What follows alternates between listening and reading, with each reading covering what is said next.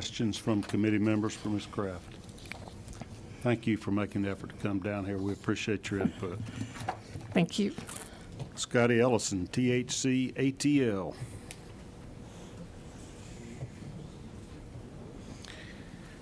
All of our committee meetings got kicked back 10 to 15 minutes, so those of you wondering that if you have another committee meeting after this, it's delayed slightly. How you doing today, Senators? Doing great. Introduce yourself. Tell us My name your is thoughts. Scotty Ellison. I'm 39 years old. I'm a resident of Georgia my whole entire life, born and raised here. I own THCAtlanta.com, which is an e-commerce business, hemp business out of Cobb County, Georgia.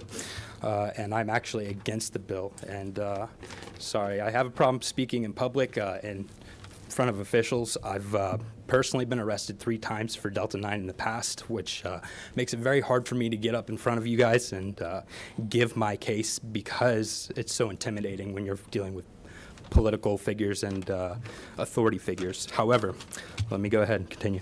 Ladies and gentlemen, history has shown us time again that prohibition doesn't work. It backfires. And when we banned alcohol in 1920, we didn't stop drinking. We created the black market, empowered criminals, and drove up unsafe, unregulated moonshine.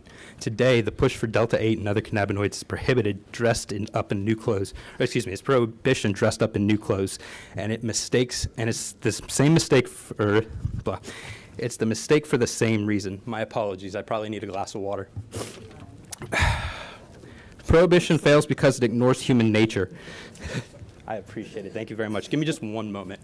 Again, it's very nerve-wracking. I have been through the penal system 3 times, and for something that's never killed anybody in the history of human history, I would like to make a comment about the Delta 8 being too much in that person overdosing from it and dying. I would like to see that report because I think that's untrue, just to say. But 1 second, water. I'll finish my speech and then I'll get out of your hair.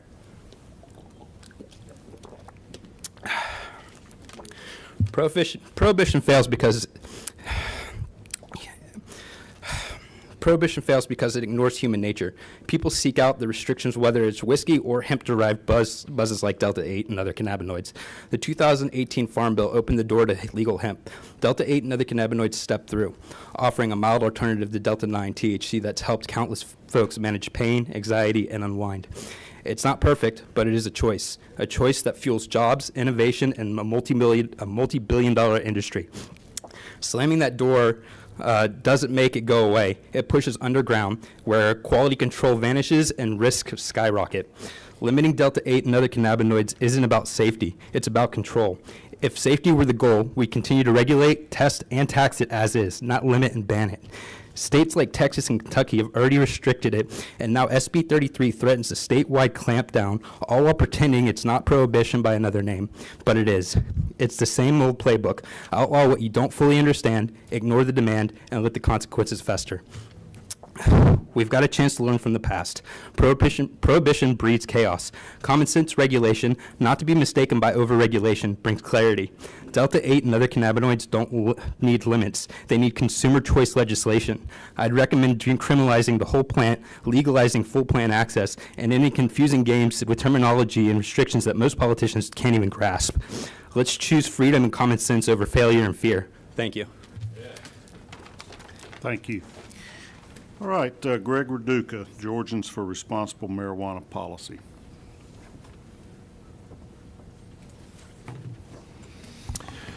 Thank you, Mr. Chairman, committee members. I'm Dr. Greg Raduca. I'm the Vice President of the Board of Georgians for Responsible Marijuana Policy, so I'm a volunteer, not getting paid to be here. We strongly support Senator Kirkpatrick's bill, Dr. Kirkpatrick's bill, SB33. We think it will do so much good, as has been said, especially for the children of Georgia. My lifetime has been spent in substance abuse prevention and treatment, particularly for adolescents. And I'm here because I think this would help save lives. Not necessarily by an overdose, but by a traffic accident, violent episode, something like that. SB 494 was great in addressing one particular kind of THC. It was only this Delta 9 THC, which is very important to address. The problem is as strange as it sounds, the CBD in hemp, and CBD doesn't sound like THC. It doesn't have the same three letters, but CBD can be converted through a synthetic process into all kinds of semi-synthetic THCs. And that's where you get this loophole that was created by the Farm Bill, because you can take hemp-derived products, Delta-8, for example, Delta-10, cannabinol, all these other intoxicating cannabinoids, and if it's over 0.3% Delta-8, Delta-10, that's perfectly legal. If it's given to somebody who's 12 years old, perfectly legal, because this is totally unregulated. It's really de facto recreational legalization with no age minimums for high THC products. So we do have de facto recreational legalization of these products in Georgia, and most of us just didn't realize it. I didn't realize it for a long time.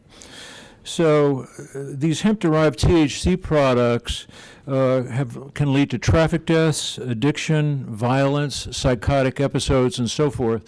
And in response to Senator Kauster's question, states like California, Colorado limited standardized servings, as they call it, of THC to 10 milligrams because they found that the naive user, the new user, adult user of THC typically gets high around 10 milligrams. So it's not, there are individuating circumstances, of course, weight and so forth, but typically 10 milligrams is the marker. The attorney generals of 20 states, and this is also in your packet and it was in the red folder, signed a letter sent to Congress, and Congress has just been delaying closing the loophole since 2018, and they're going to delay again this year, so there's no guarantee the feds will ever close the loophole. But 20 states have, or closed important aspects of it. Georgia could be the 21st. This is a letter in your packet from the attorneys general of 20 states. Very powerful language. It was signed onto by Attorney General Chris Carr. And just to quote a sentence, we asked the committee to address the glaring vagueness created in the 2018 Farm Bill that has led to the proliferation of intoxicating hemp products across the nation, and we could say across Georgia, and challenges the ability for states and localities to respond to the resulting health and safety crisis. So Attorney General Chris Carr signed onto a letter calling this a health crisis. We show your commitment to farmers and support an orderly market for industrial hemp and non-intoxicating hemp-derived products. But what's happened is that hemp-derived intoxicants have proliferated across our states, posing a significant threat to public health and safety, benefiting unregulated, untaxed, unaccountable market actors. It's our duty to protect our states and communities, yet the federal law lacks the clarity needed to act vigorously on their behalf. So some of the advertisements, and I looked on the internet just yesterday, and this ad is still on the website of the Alpine Dispensary. 95% Delta-8. And that's perfectly legal because of this loophole in the Farm Bill, which SB33 would close.